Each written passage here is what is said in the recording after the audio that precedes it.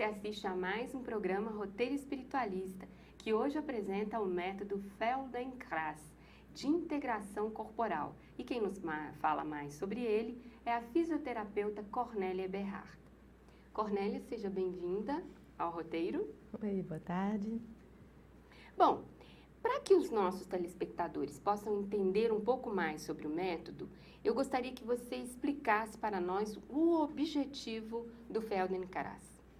O objetivo do método Feldenkrais é que a gente consegue adquirir um pouco mais de consciência através dos nossos movimentos. Consciência corporal ou consciência de uma maneira geral? Consciência de uma maneira geral através da consciência corporal. E como é que isso funciona? Assim, como é que é essa consciência por meio do movimento? A ferramenta do meu trabalho são os movimentos das pessoas. Eu olho para uma pessoa e vou identificando se existe algum desequilíbrio entre o lado direito e o lado esquerdo da pessoa. Aí eu vou tentando equilibrar esses movimentos para ficar bem próximo do igual, quase que igual os dois lados. Alinhando e equilibrando a nossa estrutura física, eu consigo também efeitos e resultados nas outras áreas, no emocional, nos nossos sentimentos, né, e no nosso pensamento. Mas eu começo e trabalho exclusivamente com os movimentos das pessoas. O foco do Feldenkrais é mais a questão muscular ou a questão do equilíbrio? Eu, por ser fisioterapeuta, o meu foco dentro dessa metodologia, que é uma metodologia muito vasta, muito ampla desse método Feldenkrais, eu me concentro na parte mais muscular e do esqueleto e do equilíbrio dos movimentos de cada pessoa. Existem outras colegas que vêm da psicologia, da cinesiologia, ou que são médicos, ou dançarinos, que vão cada um se concentrando nos temas deles, né? Eu, por ser fisioterapeuta, eu trabalho esse caminho da musculatura, do relaxamento muscular, do alinhamento ósseo, para conseguir esse equilíbrio e a harmonia nos movimentos dos pacientes. Os pacientes que procuram esse método, eles têm que tipo de deficiência? Às vezes não precisa ter deficiência nenhuma, alguém quer melhorar os movimentos que tem, para ter uma expressão melhor numa dança, por exemplo, para ter um desempenho melhor em atividades de esporte em geral. Mas aqui, de novo, por trabalhar dentro da fisioterapia, muitas pessoas me procuram que têm dores generalizadas, lombalgias, hérnia de disco, dor de cabeça com uma enxaqueca. Esse é mais o meu público-alvo com o qual eu trabalho um pouco com a fisioterapia enquanto que necessário, e aí vou já começando com o método Feldenkrais para conseguir descobrir quais que são as causas dessas patologias que estão, né, que os pacientes estão tendo. E o método Feldenkrais, ele consegue detectar um pouco as causas, observando o equilíbrio, o desequilíbrio das pessoas. Bom, um pouquinho da história do método, como ele foi criado, quem foi o criador, por que criou, assim, para a gente entender um pouco a gênese do método. O método Feldenkrais foi criado pelo Dr. Moshe Feldenkrais, que vem da Rússia, e ele estudou engenharia, estudou medicina na França, e depois de tudo isso ele teve um acidente jogando futebol de joelho. Então ele estava com o joelho todo inchado, e na época, nos anos 40, né, em Paris, não tinha ainda esses recursos de cirurgia que existem hoje. E então ele conseguiu sobrecarregar de tanto pular em cima de uma perna só, o outro joelho também. Aí ele estava, né, de cama porque os dois joelhos estavam realmente assim muito doentes, inchados e tudo, e não tinha recursos, né? Antes da guerra, da Segunda Guerra Mundial, estava tudo muito precário também. Então ele ficou acamado e isso criou um estresse muito grande para ele. E, inclusive porque ele era judeu, ele tinha que conseguir sair o mais rápido possível, né, da Europa também. Aí ele começou a pesquisar e juntar todos os elementos, tudo que ele tinha acesso. Ele pesquisou o que ele sabia de engenharia mecânica, né? Ele juntou o conhecimento dele sobre a biomecânica, sobre a medicina, psicologia, ele é muito também amigo de vários filósofos e tudo, então colocou a filosofia também para conseguir alguma solução para ele poder voltar a andar novamente. Então, a partir desse estudo dele, que ele começou a criar um método para se curar. Aí ele foi exilado, ele ficou um tempo na Inglaterra, no exílio, com outros cientistas, outros médicos também. Aí nada o que fazer no exílio, eles ficaram trocando as informações entre si. Deve ter sido um workshop maravilhoso, né? Todo mundo exilado, todo mundo confinado num casarão e trocando as informações. Aí, para poder explicar para os outros colegas dele o que ele estava fazendo consigo mesmo, ele tinha que desenvolver uma forma de fazer isso com uma outra pessoa e não só como ele estava fazendo com ele mesmo. Aí, a partir daí que começou a segunda parte do método, que é a manipulativa. Ele manipulando uma outra pessoa para poder mostrar os efeitos do método que ele tinha criado, primeiro só ele deitado na cama, fazendo os movimentos. Então, até hoje, tem essas duas correntes dentro do método. O atendimento individual, isso quer dizer, o terapeuta está trabalhando com o paciente individualmente numa maca, ou a parte que é em grupo, que podem ser grupos muito grandes, e o instrutor está induzindo verbalmente os alunos a fazerem os movimentos e pesquisarem os movimentos. Cornélia, como é uma sessão de Feldenkrais? Uma sessão individual do método Feldenkrais chama-se integração funcional. Aí tem um instrutor que trabalha individualmente com o aluno. Eu utilizo ou tatames, deitando a pessoa no chão, ou uma maca especial que é mais baixinha do que as macas comuns de massagem ou de fisioterapia, para poder o instrutor utilizar o peso e a biomecânica melhor e para não se cansar. Então, é uma interação de movimentos entre o instrutor e o aluno. Cada sessão demora mais ou menos 50 minutos, 1 hora, para estar explicando, para conduzir o aluno por dentro de uma consequência de movimento, né? Para ele entender os contextos de certos movimentos, relação de certos membros entre si.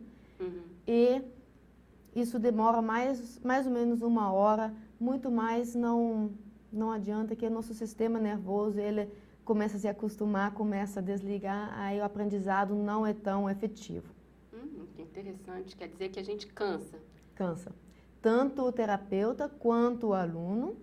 Agora, é um cansaço que vem mais através da concentração do que um cansaço físico, né? Em princípio, é mais para realmente poder ter uma interação extrema, né? Como que é no caso desse tratamento, é 1 hora, aí é bom de dar um tempo. E o trabalho nessa sessão é por alongamento, é por repetições de posições? Como é que é?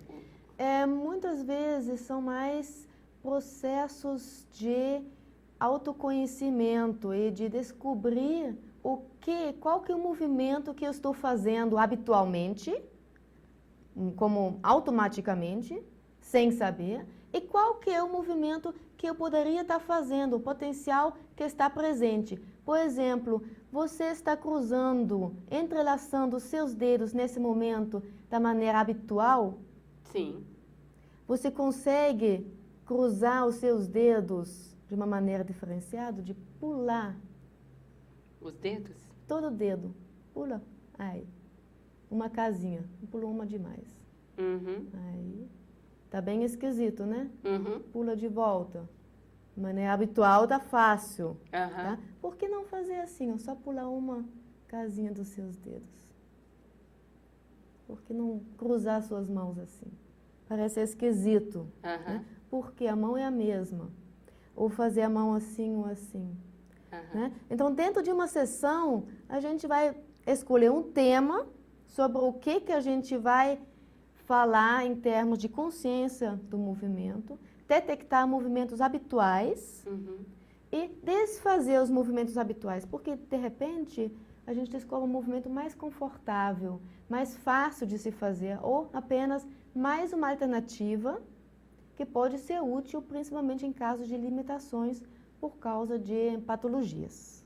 Como, por exemplo, tendinites ou AVCs, todos esses trabalhos, todos esses, digamos, acidentes da saúde que limitem.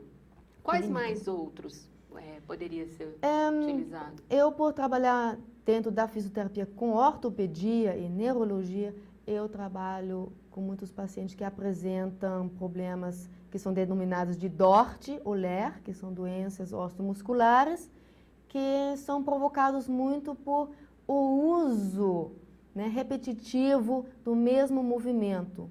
Aí os movimentos viraram tão habituais, tão automáticos, que a pessoa já nem pensa mais o que ela está fazendo. E às vezes permanece em uma postura, em alguma posição, em algum movimento, tempo demais, aí vai criar uma lesão.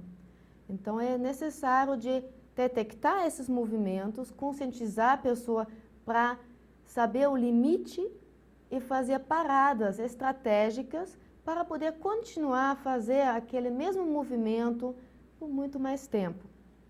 O interessante é que a gente, quando pensa em DORT, a gente pensa em computador, mas os músicos, por exemplo, são acometidos de DORT também. São cometidos muitos, inclusive isso é a minha história pessoal, que eu estava tocando violão clássico e desenvolvi tendinites por causa de muito dedilhado, né, e sob muito estresse para passar as provas no conservatório. Então, eu comecei também a desenvolver tendinites graves, e isso que me levou a estudar esse método quando eu tinha 15 anos de idade, porque foi o método Feldenkrais que conseguiu me conscientizar para eu descobrir o que eu estava fazendo de uma maneira inadequada durante o momento de estar tocando violão. Aí eu troquei o violão pela fisioterapia. Bom, qual é a afinidade que existe entre o método Feldenkrais e outras práticas de integração e consciência corporal, como a RPG, osteopatia, Rolfing? E aí eu vou te pedir, Cornélia, para responder após o intervalo. Aguarde um instante só, nós vamos fazer um breve intervalo e voltamos a conversar sobre o método Feldenkrais de integração corporal com a fisioterapeuta Cornélia Eberhardt.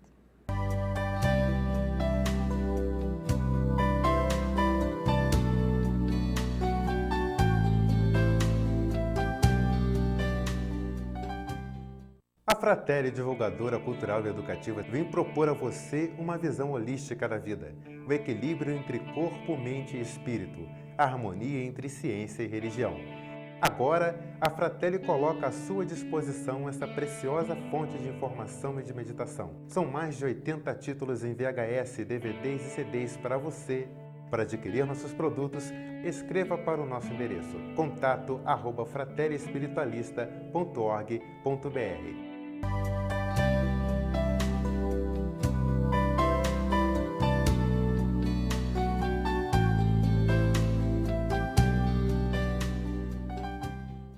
Você está assistindo ao Roteiro Espiritualista, que hoje recebe a fisioterapeuta Cornélia Eberhardt, que nos fala sobre o método Feldenkrais de integração corporal. Cornélia, no bloco anterior, eu lhe perguntei quais as afinidades do método com outras práticas de integração e consciência corporal, como a RPG, osteopatia, Rolfing? É o seguinte, o método, por se tratar de uma metodologia do aprendizado em geral, pode ser associado a outros métodos. Como eu trabalho com RPG já há mais tempo, já antes de me formar no método Feldenkrais, então facilita o meu trabalho com o paciente que necessita o trabalho de RPG por causa de uma hernia de disco, uma postura. Então, os conceitos do método Feldenkrais me ajudam a facilitar e a desenvolver além do método da reeducação postural global. O RPG é um método especificamente desenvolvido para a fisioterapia e permanece mais no plano físico, né? O método Feldenkrais inclui a questão emocional, psicológico, também dentro dos conceitos dela. O Rolfing também é uma terapia complementar. Eu não conheço esse método de uma maneira mais aprofundada, mas ele trabalha mais nas fáscias, que são as estruturas entre os músculos, e também é mais orientado apenas para o nível físico, pelo menos até o ponto que eu estou conhecendo o método. A osteopatia depende de que linha de osteopatia que você pertence, né? Que tem linhas assim mais dos Estados Unidos e da Alemanha que são mais vinculados à medicina, né? Mas tem partes dela, como a osteopatia crânio-sacral, que eu pratico, que são bem dentro do conceito, que se encaixam, que são uma extensão, em princípio, do método Feldenkrais. E você também estava querendo falar sobre a quiropraxia, né? Que já é uma questão bem mais na ortopedia e trabalha mais a questão óssea em si. A linha recoloca os ossos que, de repente, tem uma subluxação, que saíram do lugar um pouquinho de volta para o lugar.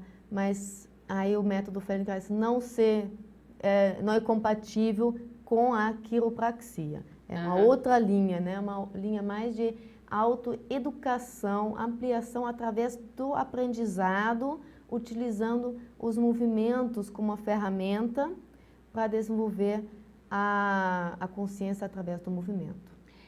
Cornélia, você estava falando sobre a questão do movimento.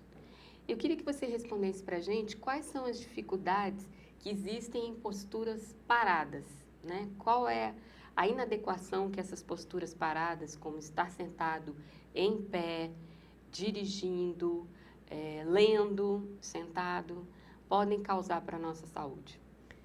Muitas vezes os meus pacientes vêm no meu consultório e falam para mim, olha, eu não fiz nada e começou a incomodar, começou a doer as minhas costas, minha cabeça. Eu falei, foi por causa disso que vocês não estavam fazendo nada, vocês estavam sentados tempo demais, vocês estavam deitados na cama lendo demais, não por causa da leitura, mas por causa de permanecer o tempo exagerado em uma mesma posição. Isso para nosso sistema não é interessante. Então, acaba desligando todas as questões de poder mudar a posição e tudo, a gente fica meio que congelado dentro dessa postura. E isso acaba provocando lesões ao longo do tempo, não um dia que você senta muito tempo, mas hoje em dia, né, nos trabalhos, em geral, a gente permanece muitas horas, às vezes 8, 10 horas por dia na posição sentada. Então, é importante de desenvolver, através desse método Feldenkrais, diferentes formas de poder permanecer sentado, mas com pequenas variações. Como, por exemplo, cruzar a perna para o outro lado, já muda completamente o peso dentro, né, do meu organismo, e trocar de volta várias vezes, né? Então, são vários detalhes que a gente consegue desenvolver vários movimentos mínimos dentro de uma postura sentada, parada, que podem auxiliar para ter variações e diferenciação de movimento, mesmo ficando em uma postura parada como o sentar. Cornélia, uma coisa que me ocorreu te perguntar, você falou muito dos problemas que causam, né, as nossas atividades, os nossos movimentos ou as nossas posições paradas. Em que medida a atividade física regular contribui para a saúde e a consciência corporal? É importantíssimo hoje em dia da gente ter uma prática regular de atividades físicas. Agora, para compensar o estresse que a gente tem nos nossos empregos, a correria do dia a dia, a gente precisa tomar cuidado para que não seja um outro fator de estresse, para não fazer tanta atividade física, com tanto estresse, nesse momento estresse corporal e não mais estresse físico, estresse do trabalho, que a gente precisa tomar cuidado para não só acrescentar pontos para o lado do estresse. Às vezes é preferível de fazer apenas uma caminhada e investir em técnicas de relaxamento. Isso pode ser mais interessante, principalmente que hoje em dia tem muitas pessoas com um quadro assim associado assim a questões de coluna, de ansiedade, de depressão, de nervosismo. Então precisa ter cuidado e avaliar cada caso se para essa pessoa é importante de fazer um esporte mais ativo ou de repente alguma atividade física que promove muito mais o relaxamento do que a aceleração cardiovascular. E no caso do método Feldenkrais, qual é o tempo que um paciente dedica ao uso do método? Para não dizer tratamento, né? Porque não é um tratamento, né? É a aplicação do método. Quanto tempo uma pessoa leva para adquirir esse equilíbrio físico, esse equilíbrio corporal? Isso depende muito também da história de cada pessoa. Uma pessoa que já trabalha diferenciação de movimento por causa de música, instrumentos musicais, por exemplo, ou pessoas que praticam dança, ele já tem uma outra consciência corporal. Então, às vezes, umas 2, 3 aulas já podem surtir efeito, ou em forma de workshop, que um final de semana já pode dar aquele insight, aquele clique para conseguir aproveitar desse conceito, dessa ideia, né, com uma certa autossuficiência dentro da atividade que a pessoa está exercendo. Isso é uma preocupação muito importante do método. Eu não tiro ninguém da rotina em si, porque cada um escolheu essa rotina que quer, né? Então, eu só vou tentar de conseguir alguns movimentos, algumas ideias, alguns conceitos para que a pessoa consiga praticar enquanto que está fazendo entrevistas, enquanto que está trabalhando no computador, né? Ter uma movimentação um pouco mais rica. No caso do Feldenkrais, existe alguma restrição para o uso do método? Tem sim. Agora a gente precisa ter a avaliação fisioterápica antes para saber se não tem alguns movimentos que não são indicados para essa pessoa, mas eu gosto de falar porque o método pode ser inclusive aplicado em pacientes em coma. Eu tenho uma experiência na Alemanha onde eu trabalhei que eu coloquei aulas em áudio, eu falando certas aulas de relaxamento, de movimento, e a gente colocava no iPod, no fone de ouvido de pacientes em coma, porque a gente não sabe o quanto que estão pegando, o quanto que estão entendendo, né? Então, se é que eles têm ainda algum potencial de estar compreendendo alguma coisa, que seja alguma forma de relaxamento, de respirar melhor, de pelo menos fazer uns movimentos da respiração ainda através de arquivos de áudio, né? Então, dá para trabalhar com todo mundo, né? Mas precisa ter a avaliação médica, a avaliação fisioterápica para ter certeza que a gente não utiliza algum movimento que é contraindicado para a pessoa. Você falou das pessoas em coma e eu me lembrei de te perguntar.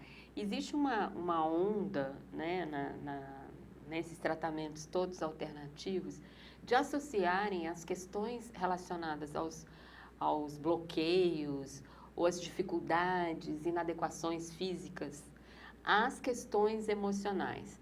Quem, na sua opinião, na sua experiência, ou o que, né, é melhor adequado, o que na sua experiência predomina mais? São as posturas ou são as emoções, os sentimentos, os valores? Não dá para responder essa questão de uma maneira assim simplificada, não.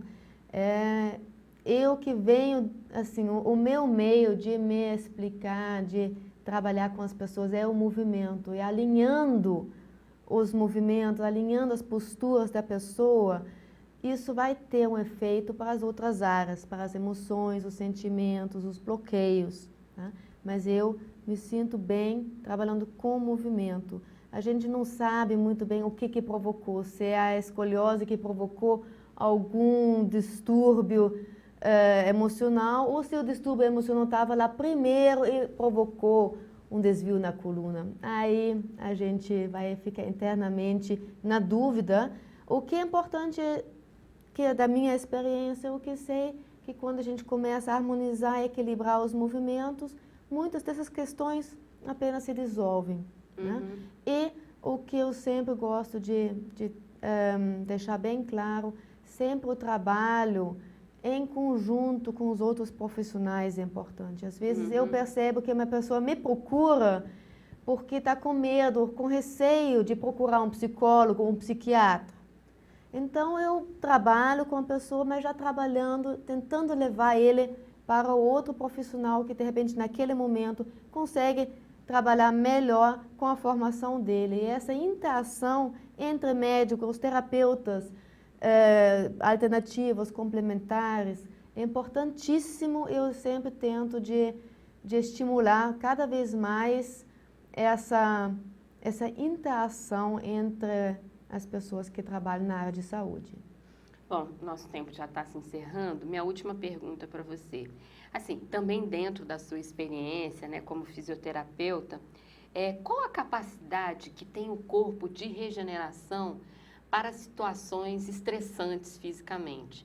Para situações de tendinite, para questões de lesões musculares, enfim, má posturas. Qual é a nossa capacidade de recuperação de equilíbrio? A nossa capacidade é muitas vezes muito maior do que a gente pensa, acredita, e a gente às vezes até se assusta o quanto que o nosso corpo é capaz de se reabilitar.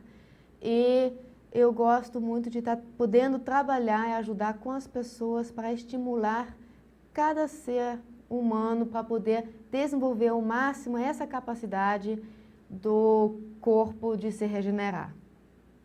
Ok. Muito obrigada, Cornélia, pela sua participação no roteiro. Obrigada, Ana. Foi um prazer. E nós convidamos você para o nosso próximo programa. Obrigada.